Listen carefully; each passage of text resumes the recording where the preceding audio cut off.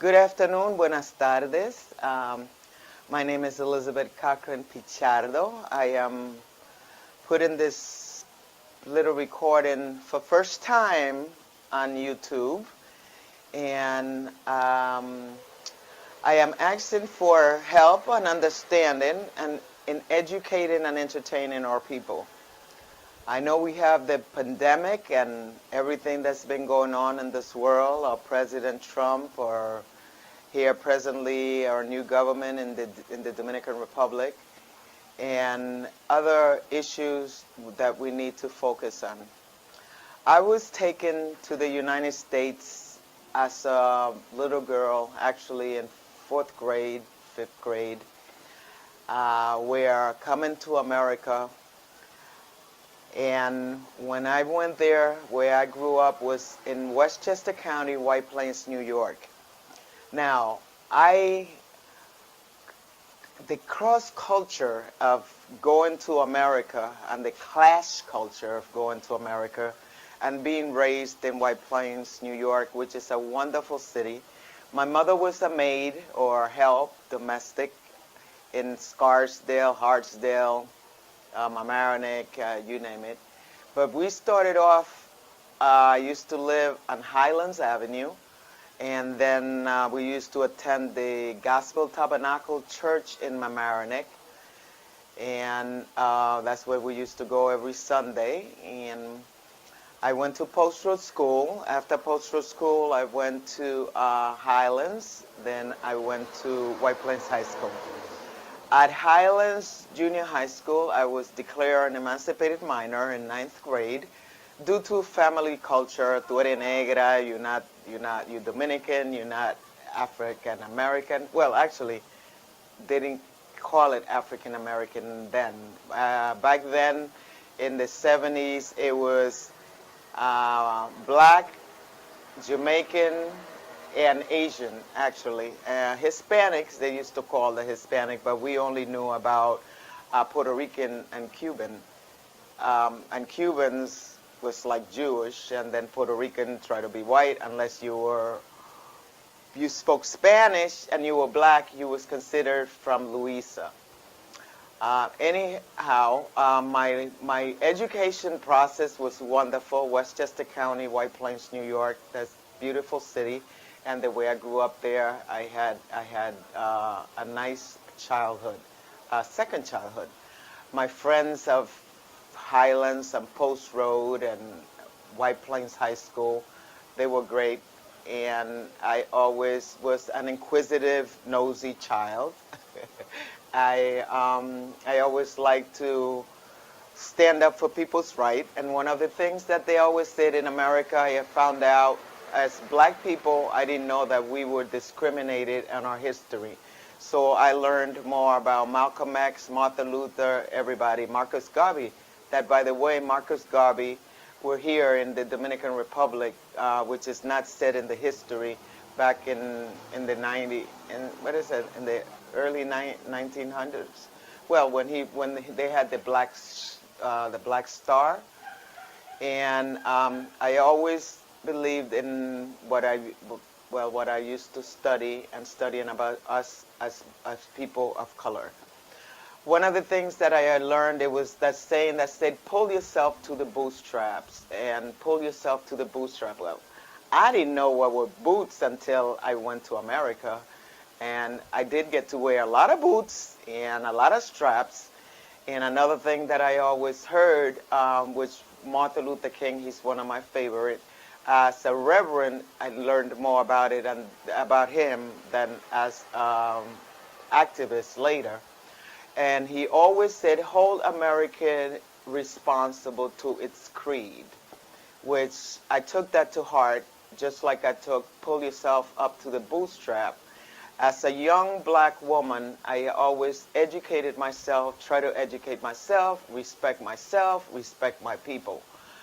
I went through school after Highlands. I went to White Plains High School, and then I took I worked in different jobs or different career jobs. We used to work for IBM back in high school. Mr. Shell was his name, and we used to get work as students in where is that? IBM, all of those companies through Westchester County. I also work in for the city of White Plains. I work at the planning department, and I also work at Slater Center with Mr. Booth and Mr. Bradshaw. And I had a very nourishing and supportive support system growing up.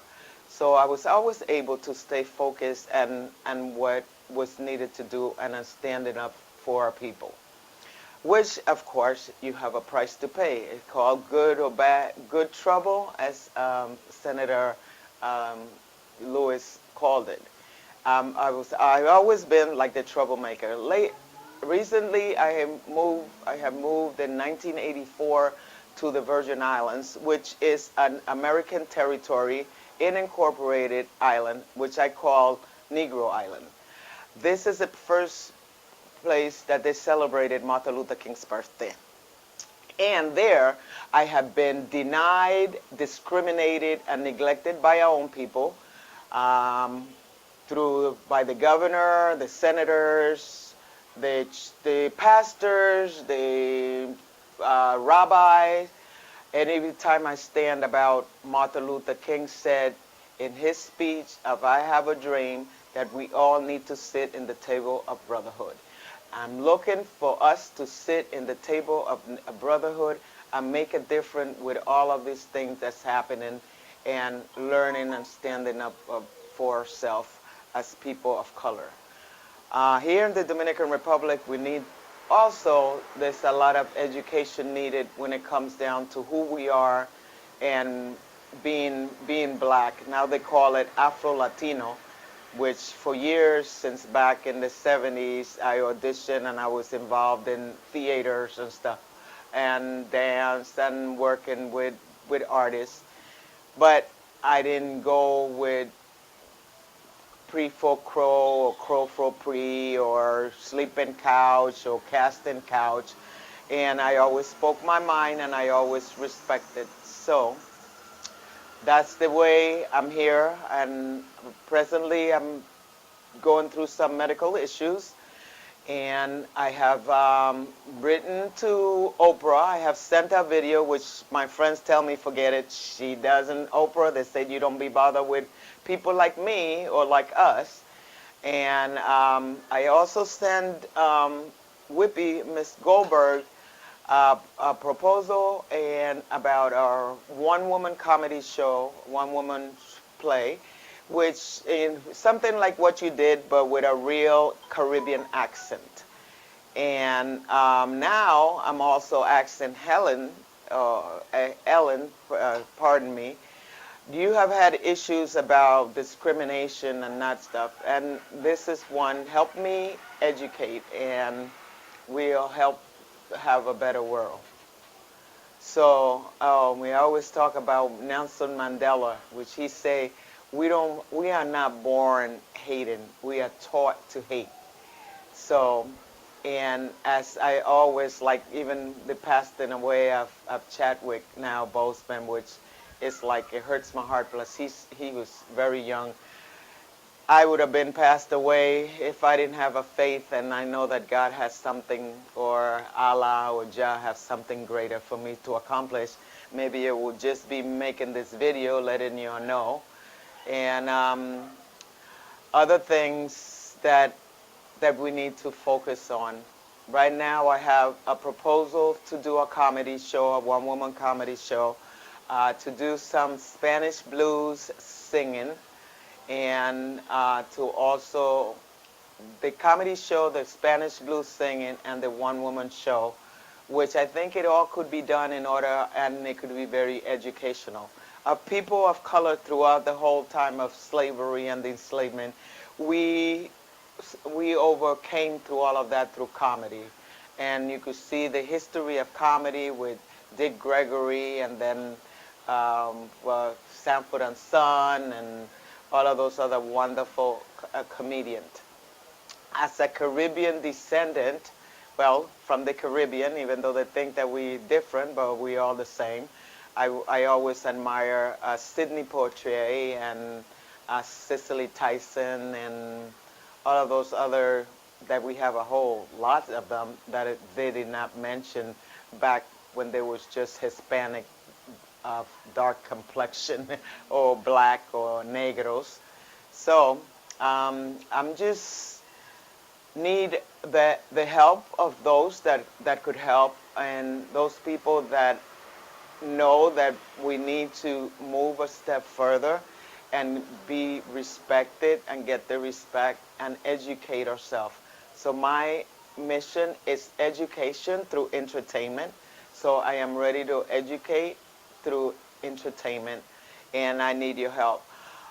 Miss Oprah Winfrey, they say that you don't be bothered. I actually, in the time since I started looking at you in the show, I only saw one Hispanic, and Whippy. I always loved you, and I do. And one time I was trying to see if I could catch you around 100, at around 72nd Street, where the studio is. And Ellen, I have never been in touch with you, but you always do the dance. And one of the things that is my specialty is that we as Caribbean people, we are into soca and soca and calypso. And this is something that is the essence of who we are as Caribbean, especially in the other islands. Everybody always seems to mention Jamaica, Jamaica. Jamaica ain't the only island in the Caribbean. And we have soca and calypso that should be known in the whole world, that, there's a certain warmth and caring and all of that within calypso and soca, and the way we learn and express ourselves that needs to be public, that needs to be wide world. So, what else could I say? This is where I'm at.